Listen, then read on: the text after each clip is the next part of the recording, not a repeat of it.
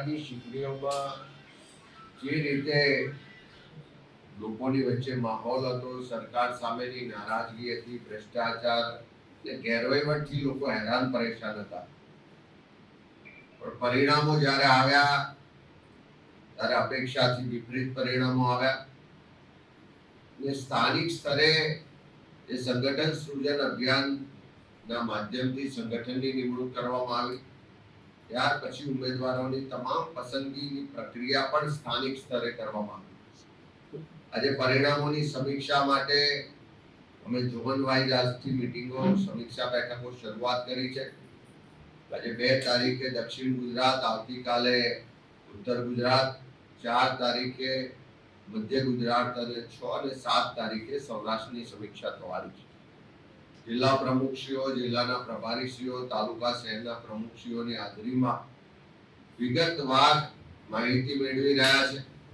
જે પણ અત્યાર સુધી સમીક્ષાઓ થઈ એમાં એક જ સૂર ઉઠે છે કે ભારતીય જનતા પાર્ટી સામે લોકોમાં ખૂબ નારાજગી હતી, ખૂબ આક્રોશ હતો, પણ સામ દામ દંડ ભેદની નીતિથી પોલીસ અને પ્રશાસનનો ખૂબ જ દુરુપયોગ કરી પૈસા અને બીજી જે સરકારી મશીનરી છે એનો દુરુપયોગ કરીને ચૂંટણીઓમાં પરિણામ લાવવામાં આવ્યા છે.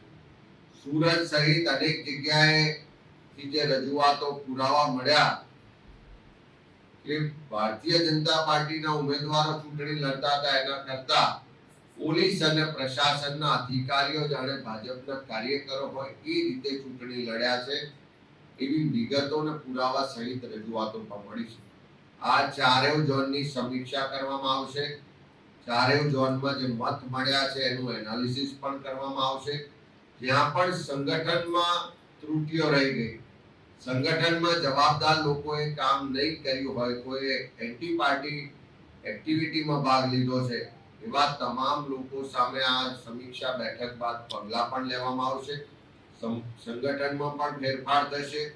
સાથે સાથે અનેક જગ્યાએ જે ખોટી પ્રેક્ટિસ કરીને ભારતીય જનતા પાર્ટીના ઉમેદવારો જીત્યા છે એને પણ ખુલ્લા પાડીશું.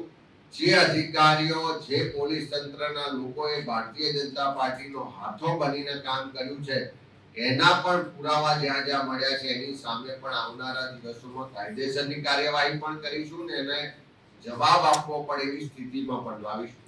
ઓવરઓલ આ સમીક્ષા બેઠક બાદ નવેસરથી દરેક જિલ્લામાં જઈ ઉમેદવારો સાથે, કાર્યકરો સાથે વિસ્તૃત સંવાદ કરવામાં આવશે અને 2027ના મિશન સાથે જમીન પરથી સંગઠનને મજબૂત કરી ફરીથી લોકો વચ્ચે જવાના કાર્યક્રમો સાથે કોંગ્રેસ પાર્ટીના અમારું નેતૃત્વ કાર્યકરો આગળ વધશે.